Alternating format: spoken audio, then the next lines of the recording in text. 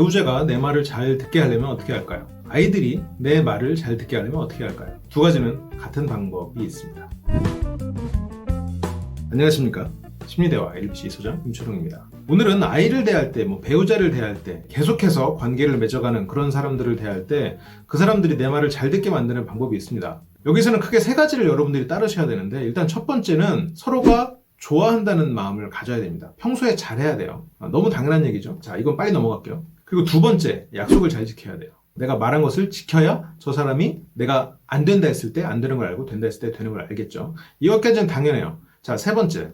오늘 이 얘기를 하려고 하는데, 화내는 것과 혼내는 것을 구분해야 됩니다. 화내는 것과 혼내는 걸 어떻게 구분하나요? 한 가지 일을 했을 때 그 일에 대해서 이 일을 하면 항상 혼이 나요. 화는 이 일을 했을 때 화를 낼 수도 있고 아닐 수도 있어요. 그래서 예를 들어서 쓰레기 좀 버리고 와. 안 버렸어요. 그럼 갖고 화를 내. 너 왜 나 이렇게 무시하냐? 내 말 무시하냐? 쓰레기 안 버려? 화해요. 왜냐면 쓰레기를 물론 이렇게 한 번 쓰레기를 안 버린 것과 두 번 쓰레기 안 버린 것은 다르다라고 판단할 수도 있지만 쓰레기를 안 버린 행위에 대해서는 다르게 행동한 거니까 이건 화에 가까운 거죠. 그런데 내 말 기억을 못한 것에 대해서 항상 혼을 냈다. 물론 이게 배우자라고 해도 대등한 관계지만 어떤 사안에 대해서는 혼을 낼 수 있는 사람도 있고 혼이 날 수 있는 사람도 있는 거죠. 잘못을 하고 안 하고 했으니까. 그런 경우에는 혼을 내는 거예요. 내가 더 높은 사람이라 혼을 낸다는 게 아니라 상대에게 잘못했음을 알려주는 거죠. 아이를 대상으로 했을 때는 혼을 내는 개념이 되는 거죠. 성인들 사이에 대해서는 화를 내는 게 아니라 상대의 잘못을 알려줘야 된다는 거죠. 예를 들어서 이 아이가 장난으로 손으로 뺨을 때려요. 처음엔 너무 신기해요. 아이가 손으로 이렇게 어른 얼굴도 때리고 너무 신기해요. 야, 너 엄마 얼굴도 때리고 아니면 아빠 얼굴도 때리고 야, 너 재밌다. 그래서 아빠 얼굴 때리는데 뒤에서 엄마가 그랬어요.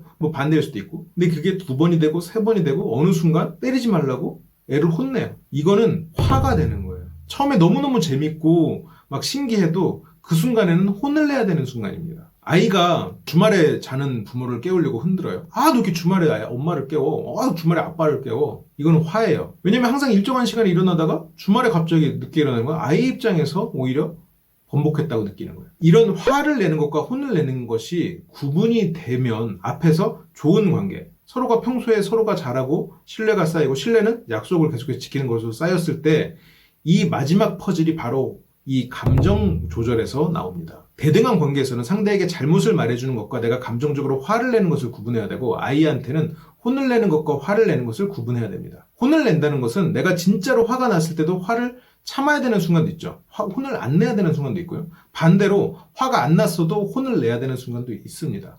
너무너무 신기하고 재밌고 박수를 쳐주고 싶으면 여기까지 올라와도 혼을 내야 되는 경우가 있는 거죠. 저 행동이 지속됐을 때 어떤 일이라는 것을 예측할 수 있어야 되는 거죠. 저 행동이 지금 박수 쳐주고 지속됐을 때 화를 낸다? 그거는 안 되는 거죠. 그래서 화와 혼을 구분하려면 어떤 행위가 지속됐을 때 어떻게 될 것이라는 것을 예측할 수 있어야 되고요. 그 예측하는 과정에서 항상 똑같이 행동해야 됩니다. 그러기 위해서는 성숙한 인간이 돼야 되는 거죠.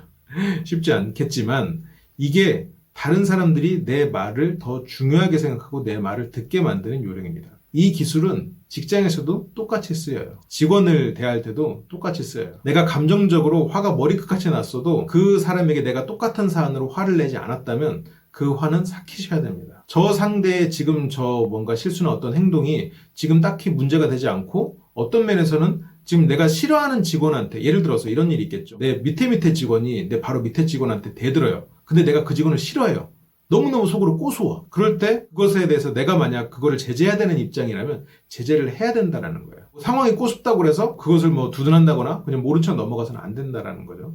항상 똑같이 행동해야 됩니다. 같은 사안에 대해서는. 그러려면 감정 제어가 필수예요. 상대의 어떤 행동에 대해서. 이게 이제 아이를 키울 때 가장 효과적이고 이제 아랫사람들이 나를 신뢰하게 만드는 데 굉장히 효과적이죠. 근데 이제 아이를 혼내는 것에 대해서 이런 부분들 많은 사람들이 이제 오해를 하시는 게 항상 그러면 나는 아이를 혼내야 되는데 어떻게 해요? 그렇지 않습니다. 혼내는 건 나쁜 게 아니에요. 가르쳐주는 거니까요. 이건 안 돼. 저건 돼. 근데 그런 과정에 있어서 혼내는 것에 있어서 가장 좋은 방법은 이걸 하면 너에게 피해가 갈 거야가 아니라 이거를 안 하면 너에게 보상이 따를 거야라는 겁니다. 그래서 아까 첫 번째 말했던 친하게 지낸다가 있는 겁니다.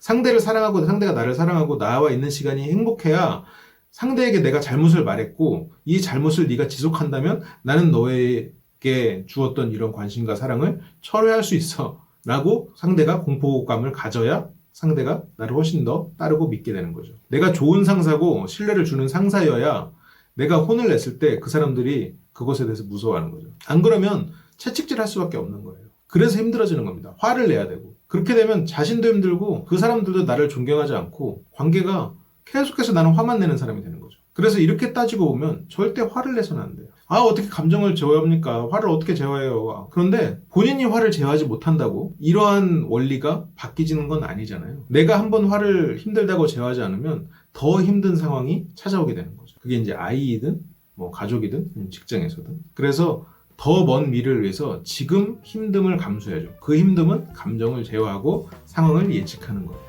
이게 이루어질 때 내 말로 다른 사람들을 움직일 수 있게 되는 거죠. 그렇습니다. 좀 어떠한 인사이트를 얻으셨기를 바라고, 그러면 저는 또 다음 시간에 더 좋은 컨텐츠로 돌아오겠습니다. 시청해주셔서 감사합니다.